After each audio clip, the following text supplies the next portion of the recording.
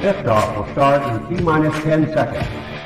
10, 9, 8, 7, 6, 5, 4, 3, 2, 1. We have ignition.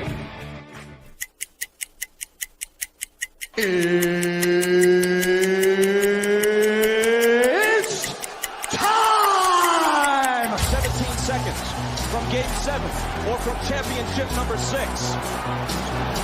Jordan open. Chicago with the lead. Michael got a piece of it. It comes off. The Chicago Bulls have won their 6th NBA championship. Tying run at second, 2 out. Palmero over the head of Jenks. Uribe charges, throws, out! And the White Sox have won the World Series. To the far side around the 8-yard line to Hester.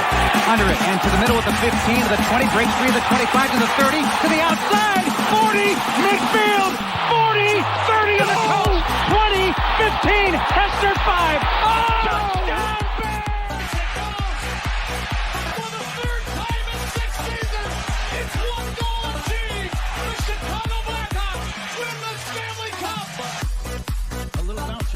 Toward Bryant. He will glove it toward Rizzo. It's in time. And the Chicago Cubs win the World Series.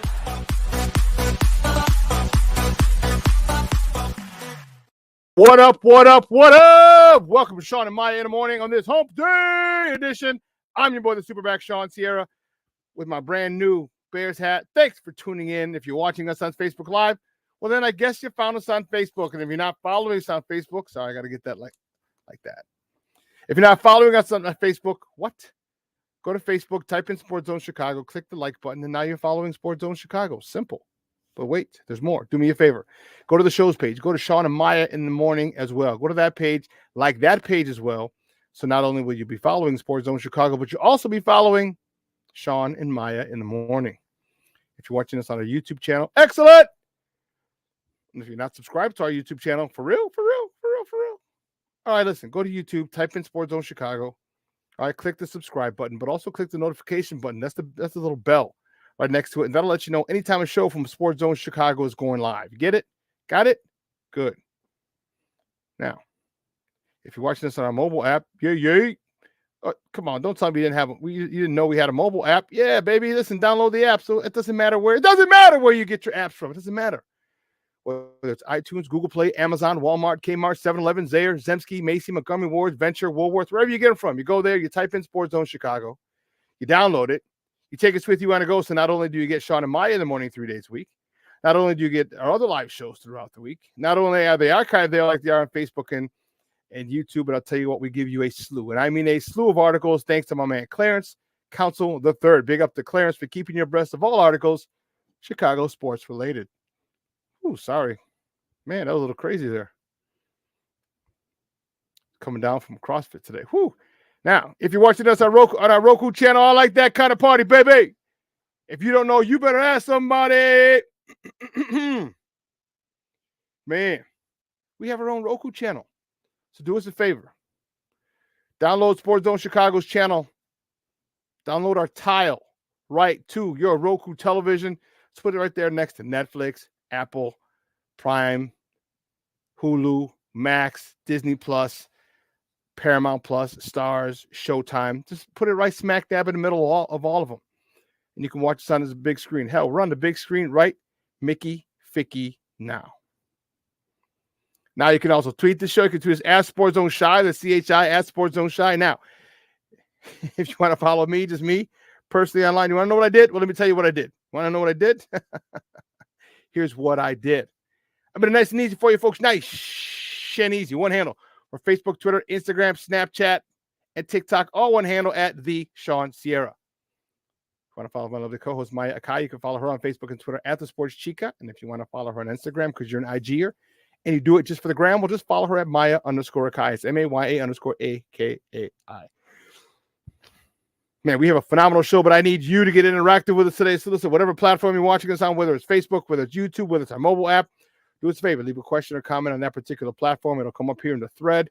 I'll put it up on the screen. We'll incorporate it into the show, and that is what makes this the best morning Chicago sports talk show around is you. So bring them all, baby. We want them all. Questions, comments, smart-ass remarks, because ain't nobody scared over here. Like The Rock said, baby, don't sing it, just bring it. Let's see who we got in the – this thing is jumping already. Lord have mercy. I like it. I like that kind of party. Cornelius Squall's in the house. What up, Papa? How you doing? How you doing? Brian Hendren in the house. Good morning, Papa. How are you? Thank you for tuning in. Patty Lara in the house. What up? Good morning, hon. Thank you for tuning in. I appreciate it. I appreciate it mucho. Oh, snap, my man. Armando Emeterio Lara Jr. He's in the house. Junior, what's up, Papa? Thanks for tuning in. I appreciate the love and the support.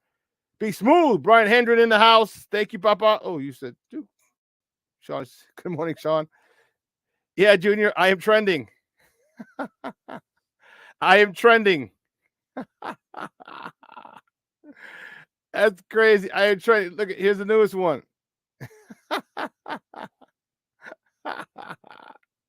As on Sports Illustrated, from Sports Illustrated, they had a meme. The day I get a positive question from you is the day I am going to be happy. Justin Fields to a reporter after beating the Cardinals. Oh, my goodness. That was awesome. That was awesome. I love it. I love it. I love it.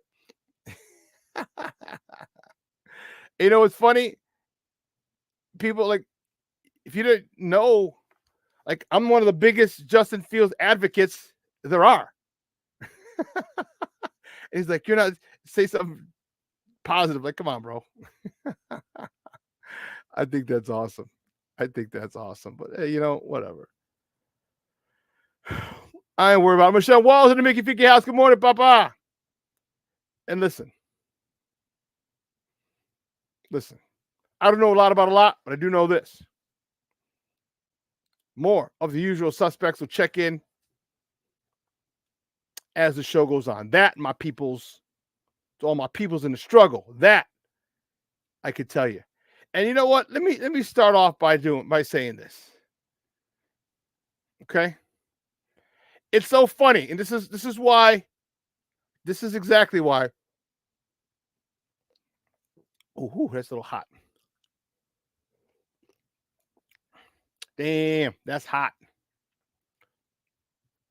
This is exactly why I got into sports broadcasting. Okay? Because, and many of you know the story, some of you don't. Okay? But when I first listened to the score years ago, I didn't even know it had started. I was teaching, it was like 05, 04, 05, somewhere in there. I'd been teaching for a while. And my guy had said, hey, did you hear what they said on the score? I was like, no, what? And he told me, and I was like, oh, that sounds cool. So I listened to him the next day. And I'm like, wait a minute. These guys have no idea what the hell they're talking about. Like, none. I'm like, and they get paid for this shit? They get paid for this, and they're talking like this nonsense? I said, oh, man. So I put that in my mental Rolodex. And then when my teaching career, I came to a crossroads in my teaching career. I just didn't like the way it was going. I'm like, you know what? No, I want to do this. And I'm like, you know what? Because I want to give a perspective that is very unique. Okay. A lot of times you have players on there. Other times you have coaches on there. And not too often, though, do you get players and coaches. There are some, don't get me wrong. But not too often you get guys who played and coached. And, you know, I wanted to bring a perspective that was different. Okay. So now, because of my question to Justin Fields, you know, Zach Zaidman had a little smart ass comment the other day. Whatever. All right. On the morning show, he was sitting in for Molly. So him and Hall were on it. Dave had a kind of a nervous laugh. Cause I don't know, because I think Dave knew it was me. So he had like a nervous laugh. And then yesterday, they also was today Wednesday. I don't even know what day it is. They had Coach Eberflus. So then they were talking about the short yardage on Monday. Okay. Then they had on the 4-letter network on the Bears flagship, Waddle and Sylvie. Waddle was out, but Sylvie was on, and they brought up the issue of short yardage to Coach Eberflus. It's like, okay. Well, guess what?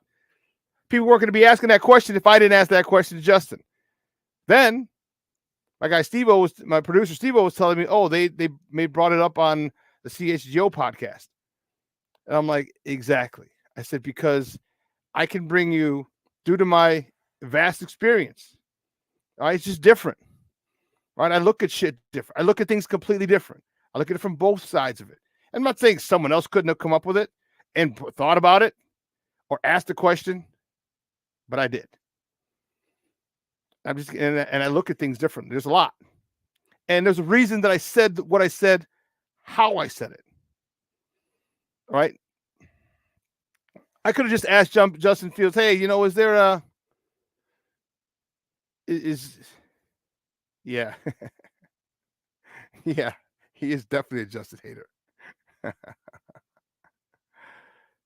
See, part of it, as a coach is nothing but a teacher. That's all it is. And so what I wanted to do, and I think I mentioned this on Monday, but I'll reiterate it again.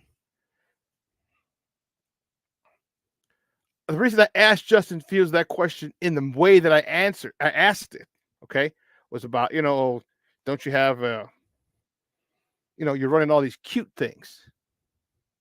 All right, you got the pitch, you got the jet sweeps, you got the push, tight end push, whatever. It's like, don't you have a jumbo package like this? And part of it, here's why. I need him to start thinking that as well. I need him to say, hey, you know what?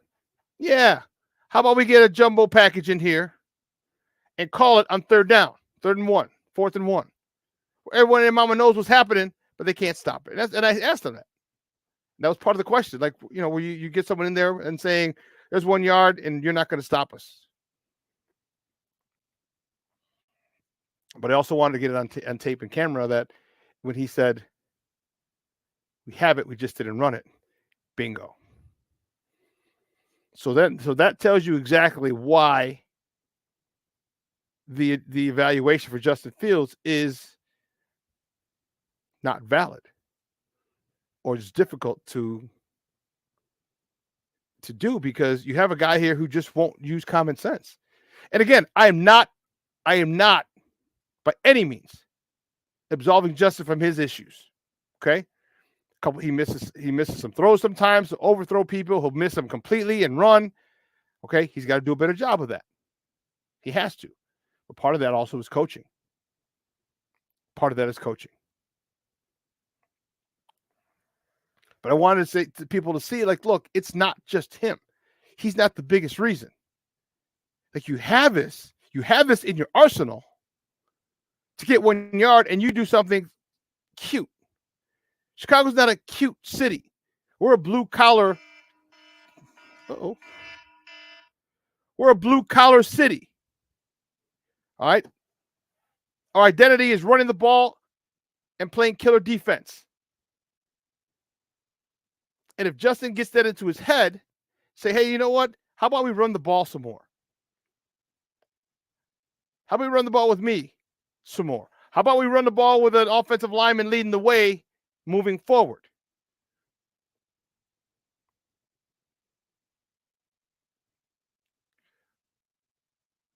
Okay, and people were talking about, Cornelius, you said Zach is a Justin hater. Right, he is.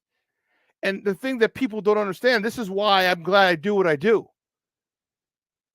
And people say, and Zach said it the other day, well, in year 3, you need a jump. In year 3, you need this. In year 3, you should be doing this.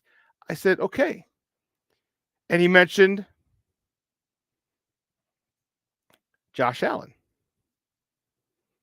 See, now, if you don't know football, and everyone's going to be like, oh, yeah, Justin should be doing this. How come he's not doing this? Okay, fine. You know who Josh Allen got in his second year? You know who he got? Because if you don't remember, they wanted to run him out of Buffalo his first year. They wanted to run him out. You know who came over? Stephon Diggs and some guy named Brian Daboll, offensive coordinator, who maximized his talents. Look what Brian Daboll did to Mac Jones last year. Got him to the playoffs with Mac Jones, the Giants. What's happening in Buffalo now that he's gone? Allen doesn't look as sharp as he did when Brian Daboll was there. Then he mentioned Lamar Jackson. And I said, wait a minute. You want to compare those two? When Baltimore went back to Louisville and learned the concept and adopted the Louisville offense for their offense. They brought the plays, they brought the whole scheme from Louisville to Baltimore. So in essence, Lamar Jackson was running his college offense, which obviously he's very comfortable in. Oh, and by the way, you know who one of his coaches was? Right before leading up to before he won an MVP? Greg Roman. The guy I've been clamoring for the last couple of weeks. Oh yeah, Greg Roman coached him, which allowed that. What about Tua? Oh, remember everyone thought Tua was a bust. Tua was a bust. Oh man, he's horrible.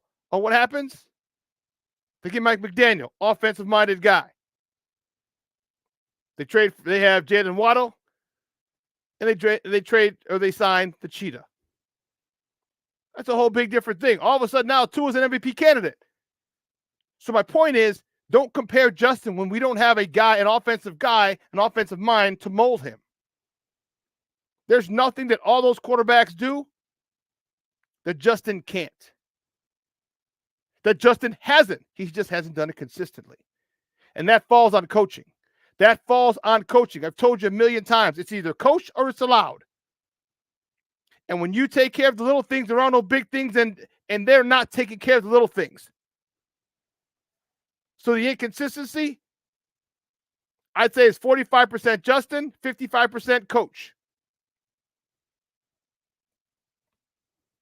45% Justin, 55% coach. You get a guy who's detail oriented, and my guy Nomad.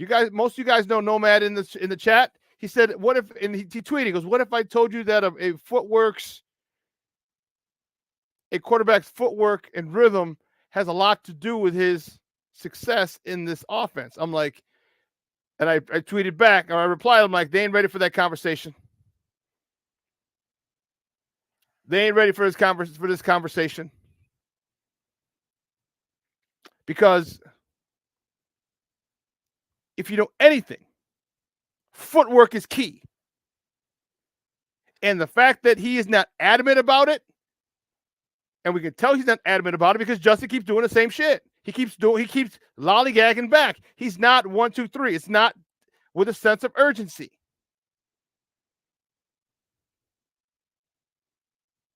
So give me a guy who's going to demand excellence from Justin. And I'll tell you, Justin will perform. Justin will respond. And you may think I'm crazy, and that's okay. You clean just that up, obviously, and get some wide receivers who can get open more consistently than not. Justin Fields will be a top 5 quarterback in the NFL. A top 5 quarterback. And it's interesting how people they want to move the goalposts.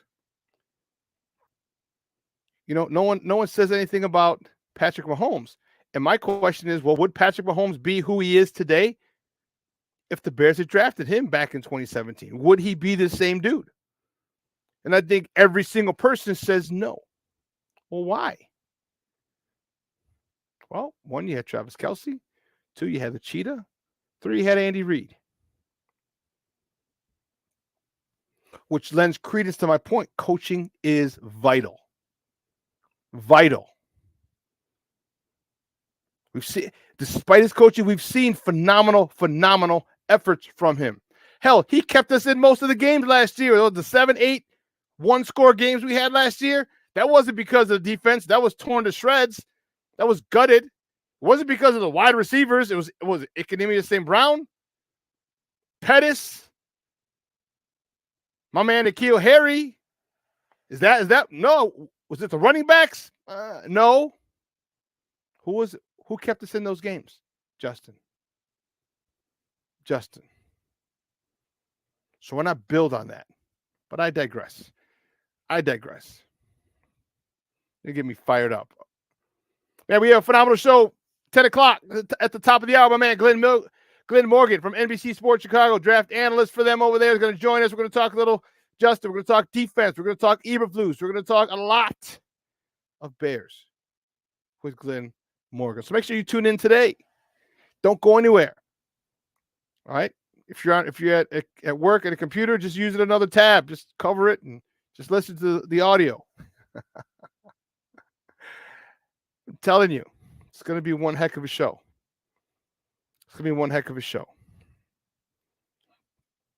All right. Well, guys, you know how we do. This is how we do it. The first segment of every show is called Top of the Morning. It won't come just when you want it.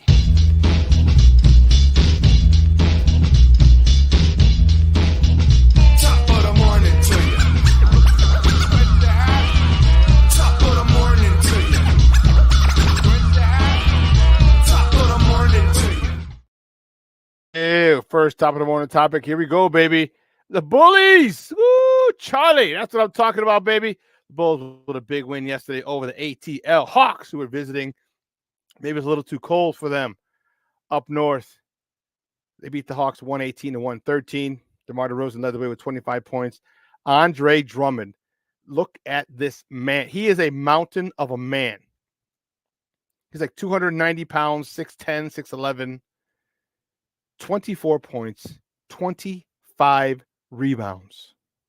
What the heck is that? 24 points, 25 rebounds. Kobe White and Ayo Dosunmu each contributed 19 for the good guys. And let me tell you something. They are in fuego. This Bulls team is one I like watching. Now, let me tell you something. I will not have a problem. I do not have a problem wearing my Bulls gear anymore. I do not have a problem, baby. I like it. These guys are playing an unselfish brand of basketball that I really enjoy.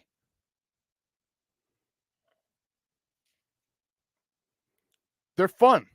They're really, really, really fun. So, Zach, what do you do, Papa?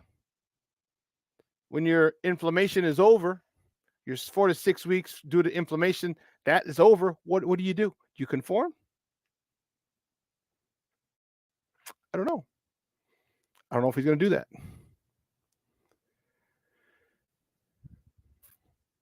Look, we got more talk. Man, you know what, Cornelius, no real coaches. That is the first part. Everything's rhythm and timing. And no coach worth his salt would have allowed that for 2 years. None. Then again, we're going to have a coach worth his salt. Levette Lee, she's in the house. Good morning, Mama. How are you? Thank you for tuning in. I appreciate it. My man, Bellissimo.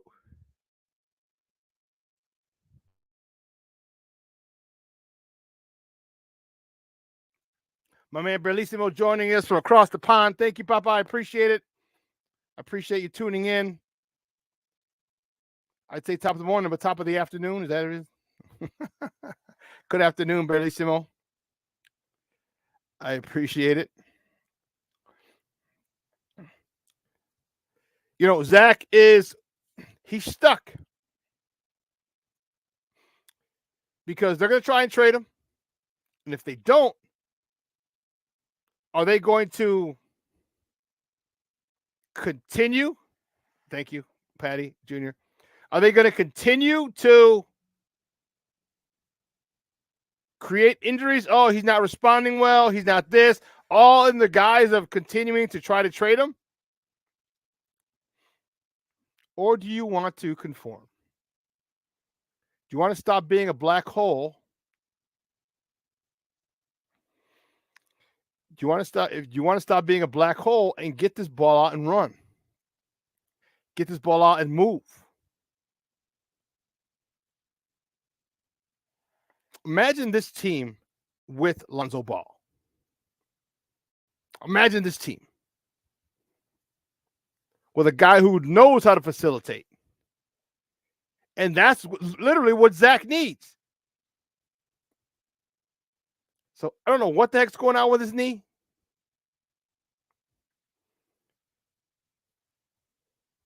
But that's got to get taken care of. Or just you got to go get another point guard, one or the other. End of story. So was it 3 years, 24 mil, something like that he's making? We're going to find out. We're going to find out, Zach, because your time is winding down. Next top of the morning topic, the Bulls. They host the Indiana Pacers tomorrow. I'm sorry, on Friday, not today, tomorrow. Friday at the United Center. Did I say Friday? Yeah. I'm sorry. They do host them tomorrow. The Bulls host the Indiana Pacers tomorrow. Let's get that. There we go. Indiana Pacers travel up here to the west side for a Thursday night matchup against the Bulls. Tip-off is at 7 o'clock Central. You can watch that game on NBC Sports Chicago, or you can listen to it on their flagship, 670 AM. Well, tonight, the Blackhawks. All right, they're going to be occupying the United Center. They host the Winnipeg Jets at the United Center. Puck drop is 8 o'clock tonight. You can watch that game on NBC Sports Chicago. And it said NBC Sports Chicago and NBC Sports Chicago Plus.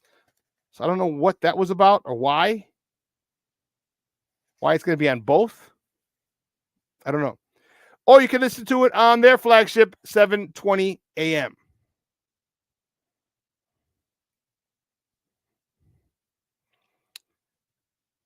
And the next, keep it moving. The next top of the morning topic, the Bears. Our Bears, baby. Our Bears prepare. Prepare to host the Atlanta Falcons on Sunday for the last home game of the regular season for our Bears. Last regular season home game of the season. The boys from ATL come up here. Kickoff is high noon. That game, for some reason, is on CBS 2, or you can listen to it on their flagship AM 1000.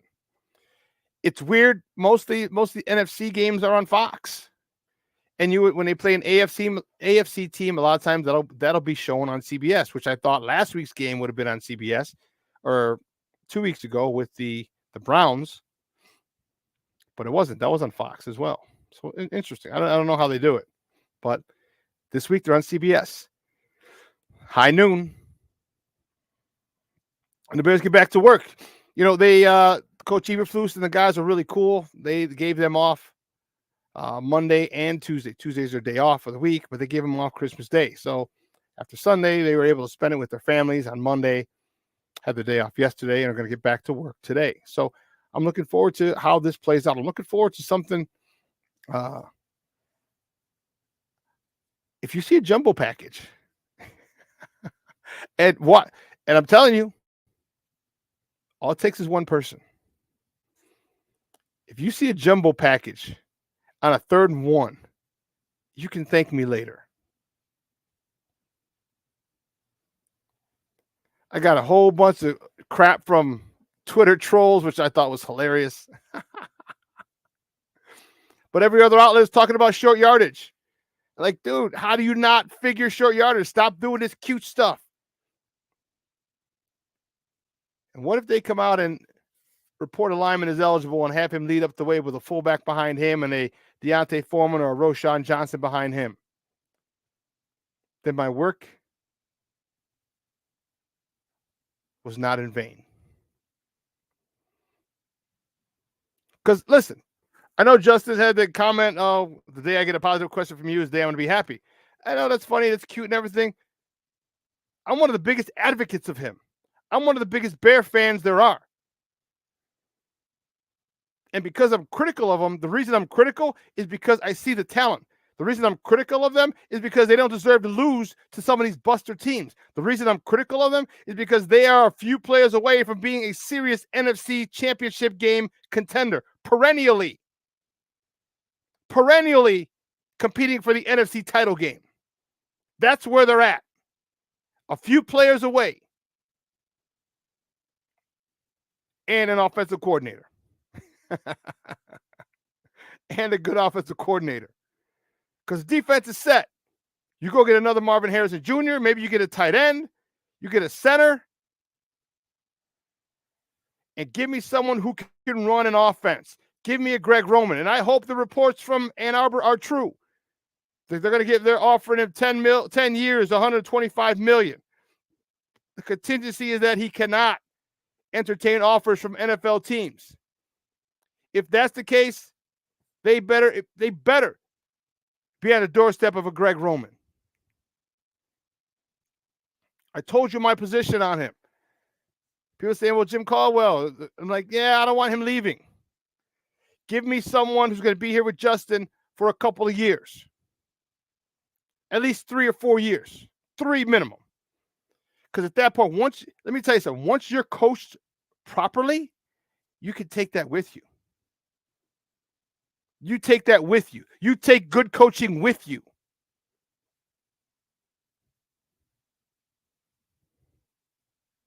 See what we got over here. Who we got over here? James Ford. I don't rock Molly. I rock James Ford. James, thank you for tuning in, Papa. I appreciate it. Just a little Jay-Z for you in the morning. Just a little Jay-Z. Senpai says Zach can't drive to the basket without getting stripped. It's frustrating. And then he's going to throw his hands up and look at the ref and be like, well, no, why didn't I get a call? Oh, man. But the Bears are doing good, so they're preparing, starting practice this week, today. And I want to see.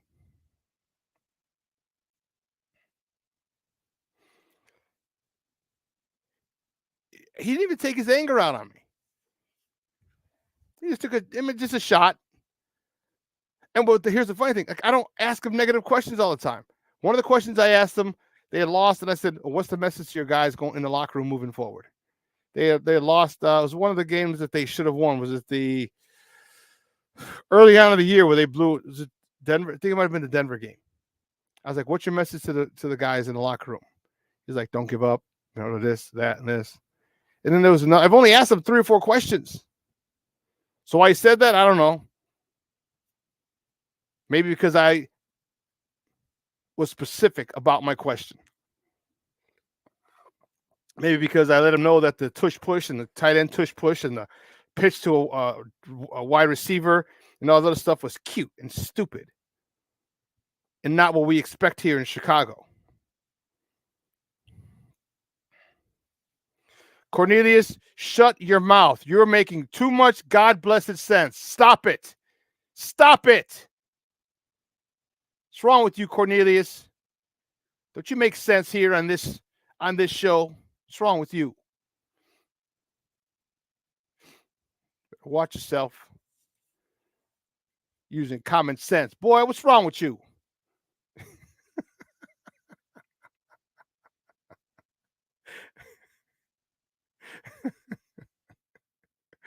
Oh, man. I'm telling you. Well, listen, let's take a quick break. On the other side of the break, we're going to talk a little Bulls. Baby, our Bulls are balling. Baby. The Bulls are balling. We're going to talk that. So listen, don't go anywhere, folks. Keep it locked right here. Shawn and Maya in the morning on Sports Zone Chicago. Hey, it's your boy, the SuperBack, Shawn Sierra, and be sure to follow Sports Zone Chicago on all social media platforms, on Facebook, Instagram, and our Roku channel. You can find us at Sports Zone Chicago, and on Twitter, we are at Sports Zone Shy. Also, be sure to download our mobile app so you can take Sports Zone Chicago with you on the go. Time out. How are you feeling right now? Happy? Excited? Angry? Overwhelmed? One of the best things you can do for your mind health is to name what you're feeling. It can sharpen your awareness and help you talk about your feelings with someone you trust. Here are 3 questions to ask yourself. Where are your thoughts right now? In the past, the present, the future? Do you notice any sensations in your body? Is your heart beating fast? Is there a flutter in your stomach? Or are you fully relaxed? What do you need right now? Time with others? Time to yourself? Remember, there's power in this awareness. So find ways to identify what you're feeling today.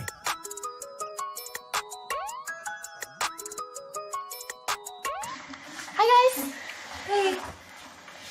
Hi, Megan. Hey, Jessica. Megan, you're a tramp. Brian Fitch told me you guys made out. Everybody knows. He said your breath smells like garbage. And he almost puked. He says you're the most desperate girl he knows, besides your mom. How many boyfriends does she have anyway? Lots? Your makeup makes you look like a clown. That zit is huge, zit face. Ugly.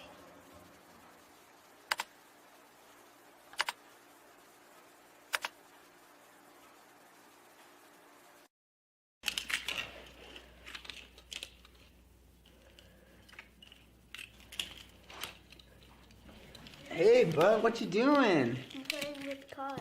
Cars? Can you show me what a car does? Whoa, whoa, whoa, whoa, whoa. Hold on a second. First of all, this is a school zone. So you need to put down your cell phone, stop texting, and let's get to driving. Now you're coming up to a stop sign, right? You need to slow down and stop before you hit that Y line. I want you to look left, right, left. You don't want to get hit by a car going on your left, and to your right to make sure you don't get sideswiped by a guy coming from your right. You're coming, and you see a crosswalk. You better slow your horses down, because the #1 rule of driving is always yield to pedestrians. Now stop, pull over, and you are done driving. Gosh, what do they teach you kids in school nowadays? Hey, it's your boy, the SuperBack, Shawn Sierra, and be sure to follow Sports Zone Chicago on all social media platforms, on Facebook, Instagram, and our Roku channel. You can find us at Sports Zone Chicago, and on Twitter, we are at Sports Zone Shy. Also, be sure to download our mobile app so you can take Sports Zone Chicago with you on the go.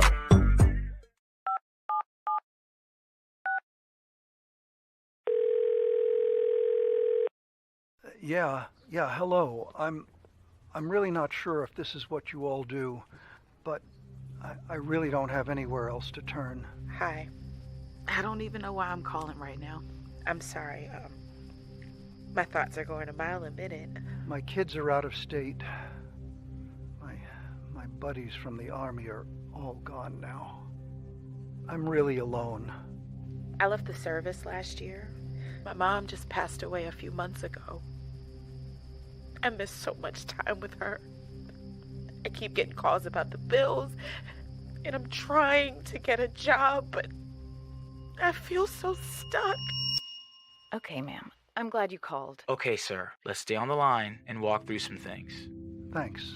Okay. Thanks a lot. Thank you.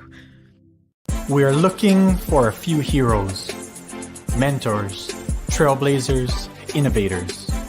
A passion to change lives, spark curiosity, open hearts, and awaken minds. Help students answer the question, who am I? This could be your calling, but this is no job. It's the journey of a lifetime. Be a hero. Be a teacher. Every day we take steps to keep the people we love safe, but some health risks are easy to miss. Ticks hiding in the yard can spread germs, like the ones that cause Lyme disease. Mice searching for food can spread bacteria that makes us sick. Mosquitoes lay eggs in standing water and can spread West Nile virus and more. cockroaches are drawn to water in the home, leaving behind allergens that can trigger asthma attacks. Common pests can threaten our health. Learn how to protect your family at pestworld.org. DeRozan off the Drummond screen, tries to get it back to the big man. He powers it up and in. Hobie for three. Around and out, but Drummond gets him another chance. How about that? Get it warmed up here on a Tuesday night at the United Center. DeRozan the line. For Billy Donovan. Tries to drop it to Lundy. Goes off his shoulder. Bulls have numbers. 2-on-1 break. Kobe takes it all the way in. Attacking Garrison Matthews would cut off. Carter left open for three, and that's go. DeRozan able to draw the foul. And the bank. Bring ball to DeRozan off a staggered screen. Baseline jumper is money. Matched up against Jalen Johnson. Head fake, step through. Perfect move. Let me get some butter with that roll. Compton's finest. DeMar DeRozan. That was nasty. That was nasty. Welcome back to Shawn and Maya in the morning on Sports Zone Chicago. Those clips courtesy of NBC Sports Chicago. Those were the bullies yesterday, baby. Bullies. Dude, DeMar is nasty, baby. He is nicey, as we used to say back in the day. He's nicey. Or if you're a fan of Coming to America, that boy good. That boy good.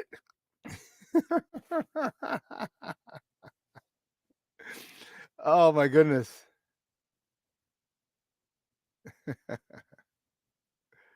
Oh, it's funny. Yeah, he definitely liked that you said cute. We need more guys like you asking questions, sick of being more confused after the press than before.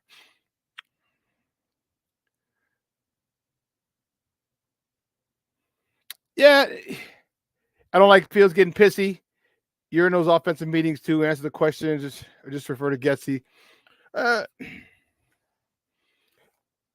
You know what? I think he's pissy because I think he may have wanted to run something. I mean, you know what? Leo, first of all, thanks for tuning in, Papa. I appreciate it. I'm not even going to try and go into his head as to why he got a little, curt with me. Whatever. That's cool. After years of counseling, I'll be okay. I need years of therapy now. I'll be all right. But it'll come out. I'm telling you, I'm the biggest advocate for Justin Fields. But, you know when coaches are on you and players come home and you're, oh, my God, he doesn't like me. He's this, he's that. You know why coaches are on kids like that? Because we see the potential. We see what you could be. We see how great you can be. And that's how I am with Justin. I don't want Justin I don't want him to settle being good. I want him to be great. I want him to be one of the faces of the NFL. I want him to be one of the NFL's top quarterbacks. I want him to be in the MVP conversation on a consistent basis. That's what I want. That's the talent he has. Now, he's got to get talent around him. He's got to get a coach around him. But that's where he can go. Sorry, not sorry. All right, I need you to understand. And you know what? Our short yardage game sucks. We got to do something better. We got to do this. And in the red zone. Our red zone efficiency isn't pretty good. We got to do something better. We need something. That's all. But I digress.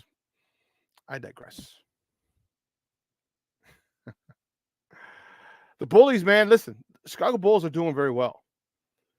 All right. The Chicago Bulls have kind of found themselves. The Chicago Bulls have really done they've done some soul searching. Okay. And I think the front office was tired of what was holding Billy Ball back. And that was Zach. And they changed it to Zach LaVine. They changed it to when Zach LaVine and when DeMar DeRozan went out. Hold on.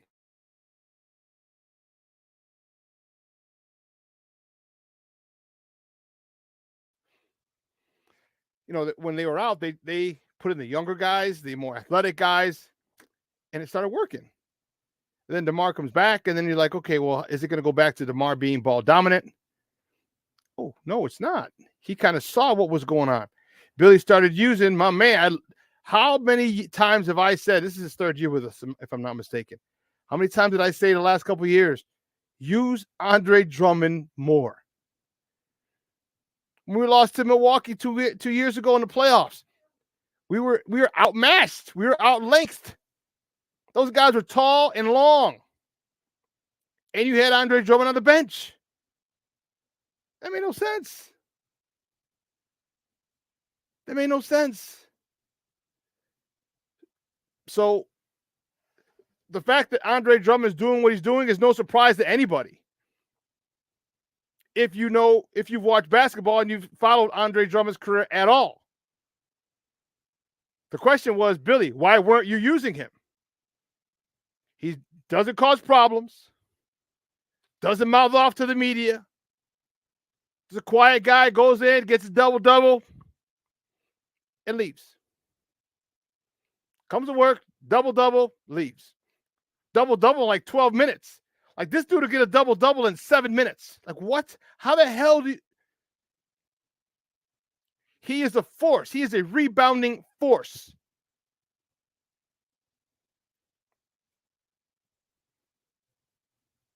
And the fact that it took Billy this long to play him consistently bugs me.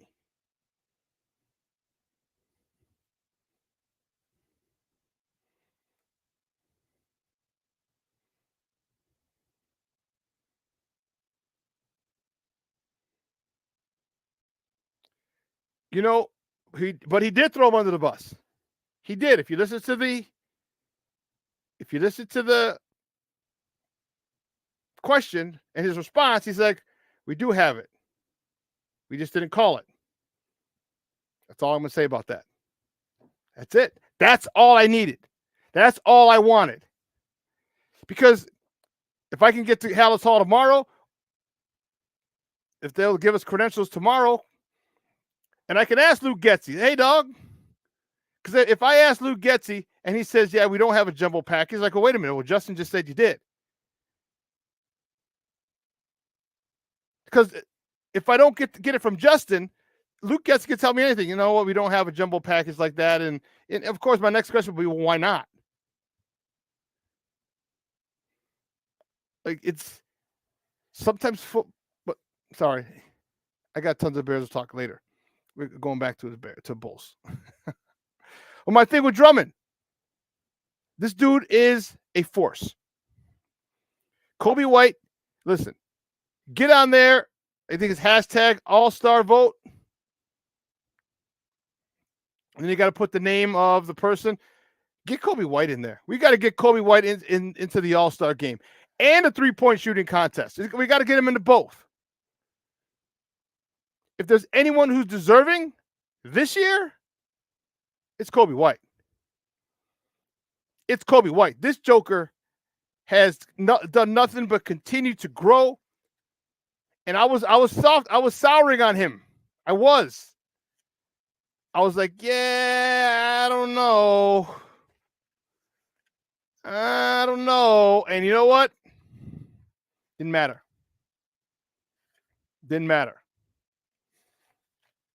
He stayed true to himself. He kept improving every year. Remember him and P. Will. And not to mention, and there's another one, Patrick Williams. Patrick Williams has really stepped up. He's developed. He's gotten more aggressive. He's scoring more. He's rebounding more. I mean, he wasn't rebounding much. Anything is an improvement. But it's still an improvement. And now we're starting to see these young guys really start to come into their own. And Kobe White was his fourth year. He's like 24, 23. He came in at 18, 19. Like, come on, man. These guys are young. P. Will, he's 20, his 4 years. He's 23. These guys haven't even hit their prime yet. They haven't even hit their prime yet. And you're starting to see that as they're within the next 2 seasons, when they're 25, 26, and they hit their prime, think of all the growth that they will have. Think of the level of comfort that they have playing in the NBA, because it takes a while. It gets a while to get adjusted to a new league. It takes a while to get adjusted to new teammates. It takes a while to get adjusted to a new city. It takes a while to get adjusted to find out where you're going to eat. How am I going to get to practice? Where's the practice facility? Well, luckily for them, it's right next door, right across the street.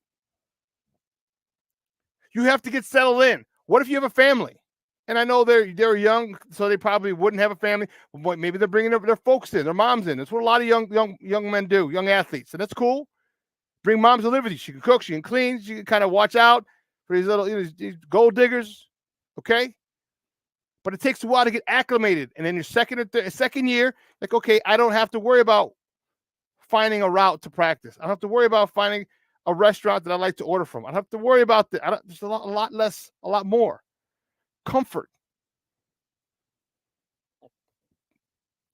Now they can focus on ball. And it took them a lot longer than I anticipated. You guys know I had really, really, really been on Patrick Williams. I've been very critical of him. He's got an NBA body, came into the NBA with an NBA-ready body. And there's times when we saw, I thought he was going to be a lot more aggressive, and he kept deferring to DeMar and Zach. Like, what are you doing? Stop. Stop deferring. Hell, they're telling you to stop deferring.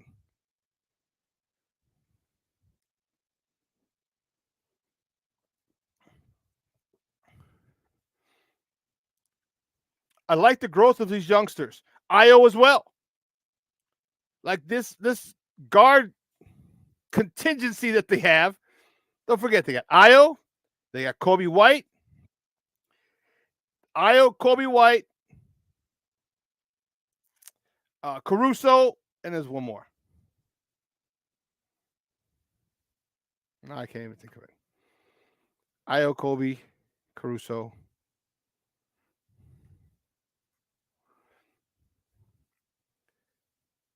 And Wendell Carter might have been okay. He's hurt, I believe, with Orlando. But look at Vooch. You're up and down. We're running up and down. Vooch is getting in. He's getting in. He gets in where he fits in. J2K, good morning, Papa. Thank you for tuning in. I appreciate you. AC Adam in the Mickey Ficky house. How you doing?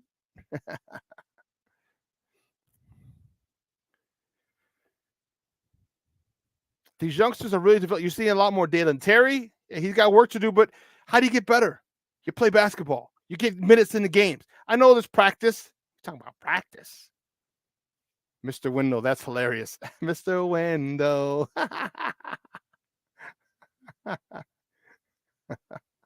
Very good reference. Very good reference. That's a very good observation, Cornelius. They all play defense. Kobe, Io. We know Caruso does. We just need our big guy. We need our big guns. And here's Zach. If you come back, you can really take this team to another level if you conform. If you're not a black hole. If everyone isn't stagnant, just waiting for you to go to the hole and drive and shoot because you're ball dominant. I think this could be an eye-opener for Zach. I do. Well, I think it is an eye-opener for Zach. What do you want to do, Zach? What do you want to do? Do you want to stay here? You've been here for how long? You've been here now? You're part of the fabric of the city? Or are you done? Do you have to have the ball? Do you insist on being a black hole? What's your issue? Because no one's moving, Papa. No one wants that $215 million contract that you have. Nobody. So the chance of you exhausting your 6-week situation with inflammation is a pretty good one. And now you're stuck. Now the Bulls are stuck. They can't get rid of you. You can't get a trade.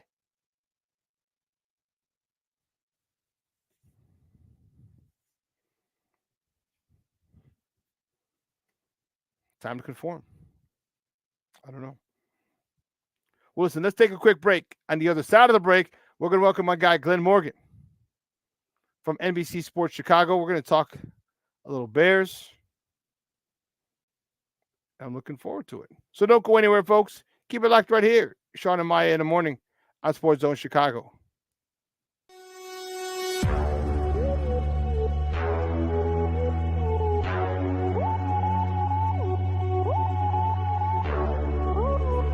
Fields a run for 17. Back he goes. Here comes Chubb. There goes the ball. Touchdown! Jones will walk at the left Go time for Fields. Now he'll accelerate to get the first down and break tackles, and he's off to the races. And we got a terrific block. For every generation, it has started with the call to serve. Discovering the purpose and the belonging earned with the title. Learning to dig deep and push through adversity together. Defending our nation and its people. It is a life of great worth and reward. But Marines are never really finished serving. Their commitment comes full circle, visible in communities across our country. This is Semper Fidelis, always faithful, always Marine, marking a path for the next generation. So I've come up with the family emergency plan. Great. What is it? It's difficult to talk about, so I'm not telling you. How will we know what to do? You won't. I'm so glad I won't have to remember anything. And me too. Thanks for this, sweetie. Khalil, you talked the other day about wanting to see that burst in games. The first run's 13 yards. It's more than you had in either of the last two games alone. Did it feel like you had momentum kind of right from the very beginning?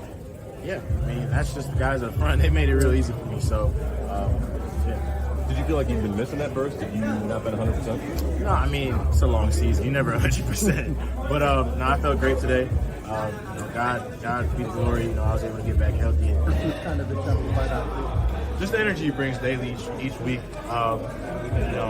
Guys love playing for him. And he just does a great job of getting that out of us in practice and allowing us to go out there, have fun, and do our things. Welcome back to Shawn and Maya in the morning on Sports Zone Chicago. That was Bears running back Khalil Herbert, who eclipsed the century mark. And let me tell you something. He looked sharp. He was back. And pregame, he said, I'm back. So he knew. So the ankle injury that he had was bothering him. And it's, like he said, no one's really 100%. But he felt as close to 100% as he'd been in a long time. And you could see it. His cuts were decisive. His cuts were sharp. They were hard. And the one thing about him, he's not a power back, but when he puts his foot in the ground, he's a load to bring down. I definitely don't call him a power back like a Roshan Johnson or a Deontay Foreman, but when he puts his foot in the ground, he takes off. He takes off. And you saw that, the decisive cuts, the one cut and go, saw that plenty of times throughout the day, throughout the afternoon. Why there was a 3:25 game, I have no idea. On Sunday, okay? Plenty of times. My next guy watched the game as well, and I hope he had a Merry Christmas. We're going to find out as well when he comes on. He's a good friend of the program. He's a draft analyst over at NBC Sports Chicago. You can find him on Twitter at True Glynn Morgan. Guys, let's welcome back to Shawn and Maya, Glynn Morgan. Glynn, what's up, Papa? Good morning. Hey, what's up, brother? Happy New Year, I guess what we say now. Since Christmas is past, man. So how was your Christmas? It was great, man. That's great. Spent time with the family. Got to hang out. Everything was not at my house. Oh, that's even better. So you're like, I'm out. Now I get to go home. I ain't got to clean. I got to do nothing. Exactly. You can end the party when you want.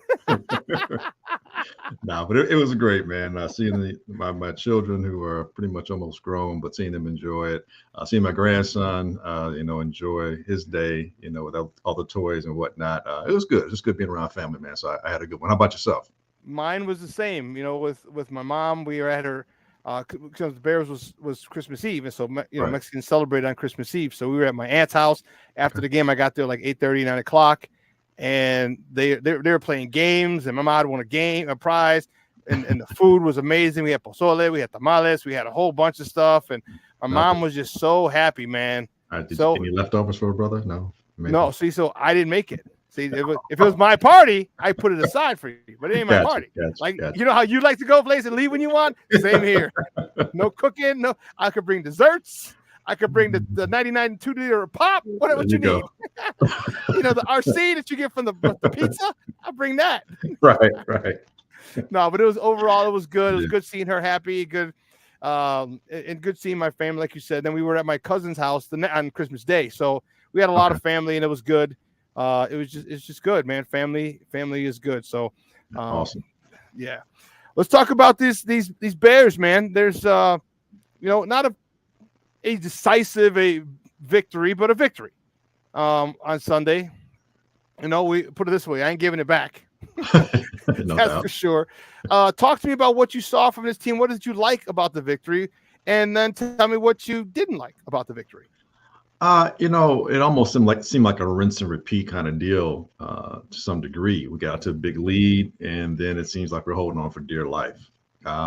There were things about the play calling that was good, like it usually is in the first half. And then there were things about it that completely stalled, like it has been doing in the second half. And there are times where, for the life of me, I cannot understand why 3rd and 1 is just like kryptonite to us. It is like the most difficult thing in the world. And it seems like we complicate it and make it more difficult. Like we have to do something special. Like we can't make 3rd and 1, so we have to figure out some new inventive way to get 1 yard. And meanwhile, I'm watching the rest of the league run off tackle, run up the middle. Report a guy's eligible and have him lead the way. Yeah. Never thought of that one. I'll see a defense kind of lay off. Right. See a defense lay off the receiver about 5 yards, and the quarterback just throw a quick pass to the, you just need 1 yard. Just nothing complicated. And, when you're under center, it gives you so much more viability in terms of what you can possibly do, as opposed to when you're in a shotgun, you're sitting 4, 5, 6 yards back's about a yard or two off to you, and you've got to make up 7 yards to get 1 yard. It just really doesn't seem to make a lot of sense to me. But under center with an athletic quarterback, a big quarterback like Justin, it shouldn't be this difficult, and yet it still is. So that's the one thing that just annoys the hell out of me and annoyed me this past week as well. Justin, again, there are issues. I think they're correctable. I think they're coachable and correctable, but they are issues and they are concerns, especially with what we have. By we, I mean Bear fans, Bear team, collectively speaking, with the first 2 first-round picks hanging over our head, and primarily the first pick in terms of helping us make a decision. The interception was a bad one, and particularly bad because it's in scoring range, and it seemed to give the Cardinals a little bit of momentum. And it's that kind of thing again where you're like, uh-oh, here we go again. So those kind of things we definitely need to clean up. Really, if you look at this, the Broncos game should never have happened. The Lions game probably shouldn't have happened, but I can concede that one because they were at home, playoff team, yada, yada, yada. Justin's, I think it was his first game back, from injury possibly, or maybe a second one. So I can concede, and sometimes it just happens in the field. You're going to give a game away. That happens. The best of teams, it happens. But the Cleveland game shouldn't have happened, and the Broncos game, in my opinion, shouldn't have happened. And you put those 2 wins on this team, and now you're looking at playoff viability. Right. But you're looking at something that is more concretely, if not concretely, a bit more solidified in your mind's eye that we're going in the right direction. Now you have to kind of parse it. Like, well, the defense is going in the right direction. The offense is, I don't know what direction. Do we keep the head coach? Do you let the whole coaching staff go? Do you keep Justin? Do you get a new quarterback? We're still in that, mishmash, Sargasso sea of confusion, trying to figure out exactly where we're going. And to speculate on what Poles is going to do is, the $65 million question. Yeah, it is. And it's always, and again, I've never absolved Justin. I'm one of the biggest Justin Fields advocates out there. All right. I've never hid that. And I don't know if you knew that was, when Justin got a little snippy, that was at me Sunday. Oh, okay. That was at me. Okay. That was at me. That was, because I asked him about, dude, that's literally that same thing. 3rd and 1. My question was, and I don't know if you heard it, was, do you have a short yardage package? I said, I said, they brought in a guy, number 69, reported eligible 4 times. I said, do you have something that you can run that instead of, a quarterback tush push, a tight end tush push, a pitch? I'm like, all these little cute things. Do you have anything that we can run? We just line up, smack people in the mouth and tell them you can't stop us. Right. And his response was, we have it. We just didn't run it. And I was like, dude. No, and then he says this to me, and I was all over Twitter. I'm trending on Twitter now, which is hilarious. He said, The day I get a positive question from you is the day I'm going to be happy. You know, but like he doesn't realize like I'm one of his biggest advocates. Sure. And the reason that I press him is because I see what he can do. I see what this team can do. And if you're going to be a quarterback, like you have to say, okay, look, where on this offense do we need more work? All right, third down, 3rd and 1, third and short. All right, we got to do something better than that. Like he's got to be more, because I remember I think I've told you, I feel Justin's a good soldier. Like if you get a good offensive coordinator and say, I need this play run, I need this play run, this, okay, cool, I'll do it. Justin's not that asshole type like a Cutler, like a Favre, like a Rodgers. He's like, nah, forget, I'm gonna do it myself and get it done. He's not that type of dude. So we need a good offensive coordinator. And I just want him to understand, like, okay, I asked him that question because in the future, whether he's here or somewhere else, you're going to have to make sure there's certain things you're going to have to do as a starting quarterback. Hey, coach, our third down is not very good. We need to do this. Can we add something or other? That was the reason I asked it. But it was funny. I got trolls coming at me. You know, you never played professional football. I'm like, okay, great. I was like, it was hilarious. I laughed. I'm like, so this is what it's like to be trolled and everyone trying to go through my personal thing with a fine-tooth comb. Like, it's hilarious. But yeah, that was my biggest thing, like the short yardage. Talk to me about the run game, though. Khalil Herbert was back. Yeah. He looked good. He had some bursts. He ran 100 yards for him. Roshan Johnson had 40, almost 50. He had like over 4 yards an average. Talk to me about this run game. And do you think it's sustainable on Sunday? Yeah, I mean, without a doubt, I think it's been sustainable since even last year. I mean, keep in mind, last year we were #1 league, over 3,000 yards rushing. You know, I think we had 5.4, 5.3 yards per carry as a team last year. That's significant, man. And a lot of that was Justin. I get it last year, but you look at it this year, we're #2. And that's without Justin running as much. And we've fallen off from 1 to 2. Holy jeez. Right. And we're still averaging, I believe, about 4.5 yards, which is like top 5, top 6 in the league, or tied for 6 in the league. So the running game is sustainable, which is befuddling to me as to why we tend to go away from that when you're getting these yards per carry. Now, I don't mean running into a brick wall. I mean, obviously use some common sense. But there are crevices, weaknesses. There are things that a defense does naturally that, you know, in terms of how they line up, where you can find where there's a weakness. And if you're scouting the team all year long, you know where they're more susceptible to where you can get that 1 yard. And I don't understand, with the amount of run blocking and how good the run blocking has been since last year and how it's carried over to this year. And with the backs that we have, none of our backs are, as far as the main carriers are small. Roshan's got size, obviously. So does Foreman and even Khalil. So, and Justin. So I can't understand why we complicate it. That being said, I believe this year, you know, we have 18 rushing touchdowns, which is up a bit from last year. I believe last year we finished about middle of the pack, around 14th or 15th with 14. And this year, obviously, we have more rushing touchdowns. We're at the top 10 right now. So that's a little bit of an uptick. The offense overall, Shawn, has improved slightly.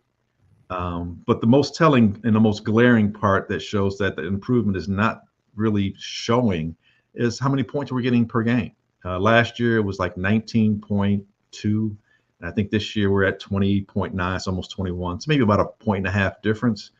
That's okay. But last year we were last. And this year right now, I think we're like 30th or something like that. It's you know, we're in the bottom half. You know, we're not 30th, but we're in the bottom half. And that's, you should be a lot better than that. Now, conversely, you look at the defense. Oh my God, what a difference. Yeah. And that's where you say, and by you, I mean me, probably you, if I'm speaking for you, and maybe people as a collective who say, maybe keeping Eberflus is okay, because what we've been able to see, because he didn't have a defensive coordinator this year, we've actually been able to see him be a bit more hands-on. Usually we're used to seeing our head coaches be CEO, so to speak, and maybe making crucial calls at crucial times during the game. That's where, you know, or unless it's an offensive coordinator minded or former offensive coordinator who's a head coach, and they always cut to him, showing him with the, you know, the lanyard and making all these, you know, calls and what have you. The Denny's menu. Right, the Denny's menu. And he's making all the calls, and they keep alluding to that, so on and so forth. But this year, and we've seen it for two coaches. We saw it with the Buffalo Bills because Leslie Frazier the Bills, and so we've seen their head coach kind of take over more of the play calling deals. And we've seen it here in Chicago. And Eberflus's system with the players that we've been able to accumulate and acquire from not just free agency, the draft, but also even getting Montez Sweat, which really higher gear. We're seeing a defense now that I believe right now I think points wise, we're giving up 23, whereas last year we were last in the league. Now we're like at the tie for 11th. We've also seen it to where passes defended. Right now we're 10th in the league, 72. Last year we had all of like 50. So we've already surpassed where we were last year. Not needless to say, last year we were dead last. So there's been a greater incremental leap, discernibly so, with the statistics showing defensively. And not only that, but statistics, they can lie. You can create a narrative around them. Yep. But when statistics mirror what you're seeing with your own eyes, then okay, this is a real deal. And that's where I feel, keeping Eberflus, in my opinion, and I know I'm kind of going tangential to your question, but keeping Eberflus, I'm okay with that. Now, if we lose him, it's not to say that another defensive coordinator couldn't come in here and do something with it. Zimmerman for the Vikings was noted as a defensive genius, and his defense kind of fell off. And we see what Brian Flores has done with Minnesota, same players for the bunches of purposes, and their defense is a lot better. Wed it to Eberflus, but I see where it makes a difference, and I see where the team believes in him, especially defensively. And it's like the buy-in is there, and you can just see it and how the players are playing. With a lot more tenacity. Freeing them out there to do the things they need to do in confidence. And that's where I don't see it completely mirrored on offense. I don't see the offense completely buying into what their offense coordinator is doing. And Eberflus has his faults, dropping 300 linemen into, coverage. It's probably not the best way to win, but, I'm not going to throw the baby out with the bathwater of that when I see such a jump with the defense field and being a defense that is one that teams have to reckon with. And going forward, you can just see where the improvement can be even that much more sustainable, as you said, and that much more effective. Guys, we're joined by Glynn Morgan, draft analyst from NBC Sports Chicago, talking Bears football here on Shawn and Maya in the morning on Sports Zone Chicago. I like Eberflus. I'm okay if they keep him. I just need an OC. All right, there's just too much talk about Justin. I feel Justin would properly coach, and when I hear people talk and they talk about year 3, so everyone's year 3 he should do this, year 3 he should do that, and then they bring up names. They'll bring up this, and this, and my retort to that is, look who these guys have. I said earlier in the show, I'm like, you look at Josh Allen. All right, they want to run his ass out of Buffalo, but then what happens? He gets Brian Dable and Stephon Diggs. Oh, gee, no big deal. What happened to Tua down in Miami? Oh, he gets Mike McDaniels and the Cheetah and Jalen Waddle. Oh, crazy. And the list goes on and on and on. Then Lamar Jackson, right before he won the MVP, who did he get? He got Greg Roman. So all these people have quarterback guys who develop quarterbacks well. We don't have that dude yet. So I'm looking forward to seeing how that plays out with this whole Justin thing. But let's stay on the defensive side go to the defensive side of the ball. Talk to me about Sweat. Talk to me about how is he as good as you thought he would be? Is he better than you thought he would be? And is this dude headed straight to the Pro Bowl when this season's over? Well, he should be in a Pro Bowl just for having that one barroom stat where a guy's leading 2 teams in the same season with sacks. It's like, I hope nobody in Washington surpasses him. I just want him to have that unique stat that just sticks out that they'll probably never ever be matched again. But the fact that he has 12 sacks and he's had to do it in 2 different types of systems with various teammates, different teammates, that's not an easy thing, and people really don't understand how difficult it is to pick up and move from a place you've been to new. Not somewhere you just got to and you didn't really firmly establish yourself, but he's been in Washington for some time, and to pick up and move mid-season, that's not easy. When he first got here, he's like, look, I'm still trying to find a place to live. I don't know where I'm gonna sleep tonight. Right. Like these are real life concerns, everyday things that some people take for granted just because they're, athletes who are high paid. And granted, they'll figure those things out and they have help doing that, but it's still not easy. And it's a whole mindset. And you've got to ingratiate yourself to your friends without kissing their ass, which I don't expect them to do, but you still need to prove yourself all over again to a new, different group of people. And that's not easy. Until coaching staff that has to figure out how to utilize your skill set, and hopefully they can do that. So what he's been able to do since he's gotten here on a team that's not unlike Chase Young, his former teammate who went to San Francisco with established defensive players, with great players around you, and you're just facing one-on-one most of the time. Montez is getting double teamed. He's getting chip blocked. All these things to get him off his game, and he's still applying that pressure. And as most really good teammates will say, even if I don't get there, if I make it so that my teammates are able to eat, then we're winning collectively. And that's the kind of teammate he appears to be, and has done so, not just for himself, but for the team overall. So I think to answer your question, I think he is where a little bit better than what I thought. I thought he'd be an all-around defensive end, one that could, hold the edge and apply pressure. I didn't know that he could get there as quickly as he does. Now, granted, he's facing a lot of right tackles, and those, in terms of offensive tackles, are the lesser of the two in terms of being athletic. So I think that gives him a bit of an advantage, but I'm still not going to knock that, because that's where the Bosa's line up and they eat all day too. No one's holding it against them when they become, defensive MVPs of the year. So I think Montez has shown that he's a good to great player.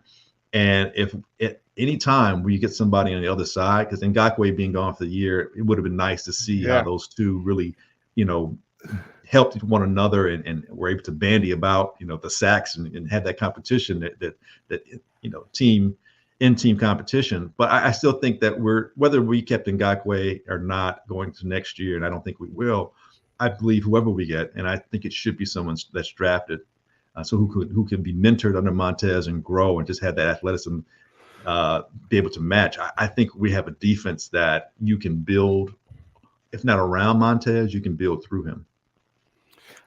I do like, and someone mentioned Billings, and I've been a big Billings fan because of what he's done. I mean, hell, they didn't wait a whole year and they extended him. He just signed him a couple months right before the season, and mid-season they're like, no, we need this Joker.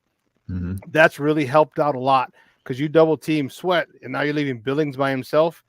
And I asked him, him meaning Montez Sweat. I was talking to him after the game, and I asked him about, talk to me about what, how Billings is, and is this what he said? Oh, he didn't even put it in there. Son of a biscuit. Oh, Steve-O, thought I had it in there. Anyway, and he goes, yeah, it's great playing with him because it collapses the pocket. He goes, it's inability of a quarterback like Murray, that he can't step up because that pocket is collapsing. So yeah, I like this defense. I'm loving this defense. Talking about that secondary though, these boys are balling. Smith, the kid out of Minnesota, he had a couple of games too. Man, oh man. Talk to me about that, the depth in that, and how that's going to help, or how they're benefiting from, because they were good last year, but now they're benefiting from Billings, from Sweat. Talk to me about those boys. Well, as you mentioned, your secondary, especially if it's a talented one, is only going to be that much better if they're getting help to bite, or to bite on what you said in terms of Billings. Last year the Bears were 31st in rushing yards allowed, like 157, I think, or something like this, some really obnoxious number. This year they're number one at 80 yards. That is an extreme difference. I mean, you're talking polarities here, okay? North Pole, South Pole. And that's only going to help your secondary, because you're getting that push, you're getting that pressure. Speaking of pressures, last year, the Bears, I believe they only had 85 pressures as a team. That is god awful. That's really, really, really, really bad. That was last. This year they're not jumping out the roof, but they're already at 115 with 2 games left to play. So they've already gone up 30 more pressures. And I don't know if you recall earlier this season, before the season began, I should say, when I was on your show and we were talking, one of the things I said was Eberflus, when he was with the Colts as a defensive coordinator, so much having a great sack totals. They have some good ones, but they're really good at creating pressure. And that pressure led to a lot of interceptions. And last year, the Bears had 14 interceptions as a team, with, again, around 80 some odd pressures, which was, I'd say 85 pressures, which was god awful. This year, right now, the Bears have I believe, 23 interceptions on the season. No, 18 interceptions in the season. 18, and they're second. they're It's second. 18 interceptions. It's 20. I think it's 23 turnovers overall, but 18 interceptions, and they're second in the league with 2 games left to play. So yeah, man, that secondary can eat, and they're young, they're athletic, and these guys are flying after the ball. And I said earlier, I thought Stevenson had the ability to be a defensive rookie of the year. He's not going to get it, but he should be in that all defensive rookie team. He's had a phenomenal year. He's had a consistent year. He stayed away from the penalties that we saw early on in preseason and the first early part of the season.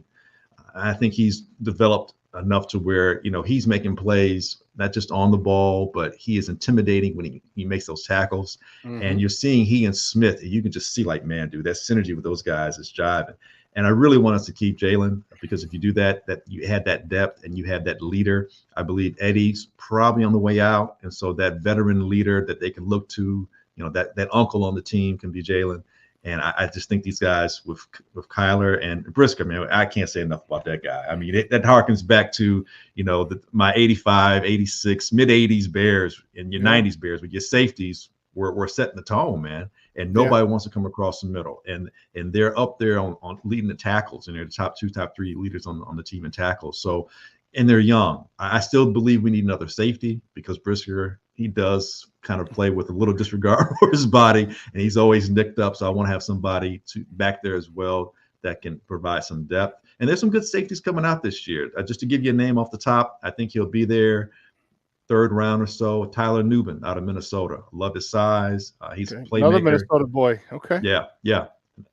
Just like Smith. And not only that, but you get immediate connectivity there with those guys understanding how each other plays. That helps out too. And that's another thing too with Poles. Keep in mind, everybody, Poles has a tendency that if he goes to a school and likes what he's gotten, he will revisit that school. Yeah, he will, for talent. Mm-hmm. So Tyler Newman's got great size, because he believes in the coaching and the scheme, and you know what I mean, like, and especially if he's fond of that particular position, coach, or even just the head coach. Yeah, he'll go back and he'll revisit that a couple times. And guys, we're joined by Glynn Morgan from NBC Sports Chicago, draft analyst over there, talking Bears football here on Shawn and Maya in the morning on Sports Zone Chicago. One of the guys, J2K, want to know what's the better route: draft Marvin Harrison Jr. number 1 overall, or trade back for a haul? I would love to have Marvin Harrison number 1 if we were just one player away. That would be lovely.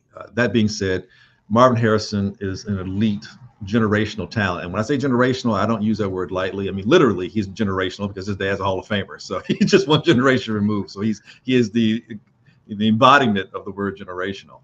But he's a special elite talent. And, as long as he retains his health, I see no reason why he can't be one of the top 10 receivers that I may have the pleasure of viewing in my lifetime. That being said, the Bears have many more needs. And with the first pick, with how should I say it? The desperation a lot of teams have of wanting to have that type of quarterback. A lot of teams and pundits believe Caleb. I don't necessarily believe that, but believe Caleb is that guy. I think he's very good. I don't know if he's that guy, but he may be. Drake May is also up there. So there are other quarterbacks as well. But that number 1 spot's going to go to a quarterback. You're going to get a haul. And here's the thing, man. We already have a number 1 wide receiver in DJ. I'm not saying that you have a 1 and a 1A, that you don't want that. That's a great problem to have. But what I'm saying is you don't necessarily need another Superman or another Batman. You can go with another Robin or Nightwing, if you will, for those who are really big comic book fans. And there are a number of big wide receivers. When I say big, I mean with size, speed, strength, athleticism, wide catching radius that are out there, that are available, that you can get later in the first round. Whether it's Rome Odunze from Washington, who's got size and speed, 6'2", was about a 4.38 or so. Whether it's Keon Coleman, who also gives you punt return abilities, and Keon Coleman's wingspan. No, Keon Coleman is at Florida State. He was originally at Michigan State. He transferred to Florida State this year.